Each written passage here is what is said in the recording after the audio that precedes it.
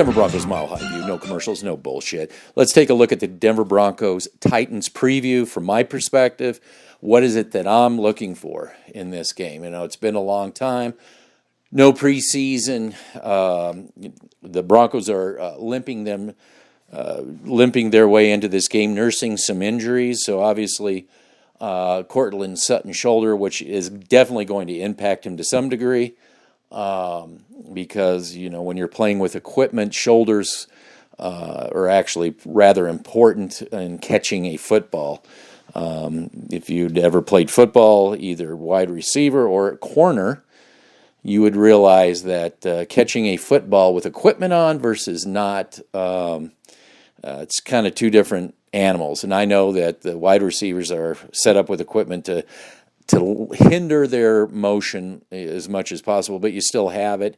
And shoulder injuries, that little sudden, that subtle movement that you take for granted with equipment in receiving, twisting your body, turning it, putting your arms up, that could be a huge, huge situation. You may have to hit Courtland more, I guess what you would say, more directly than over the shoulder indirectly. They say, the catch is over the shoulder.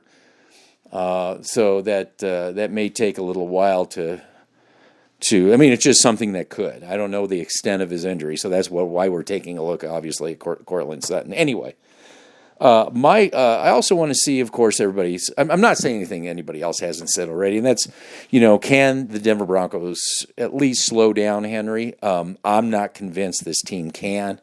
I think this is one of the glaring problems with the Broncos is their linebacking.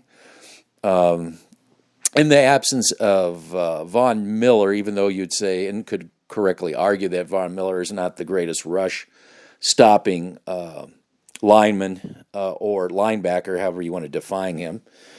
Some people will define him as a defensive end. Some people, his designation, I believe, is linebacker. But at any rate, it's the Von Miller ripple effect. He is such a good athlete that teams have to make adjustments, which frees other players up, this kind of thing. So I just don't think the Broncos are, I have to see them be able to stop Henry effectively.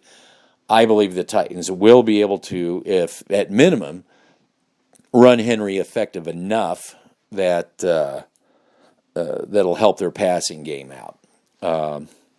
That's my bold prediction. That's what I'm expecting to see, because I don't believe the offseason they really addressed that. And if you go back and you listen to my videos, you'll know that I pounded the table for that, but didn't get it. So I do not expect that to really improve.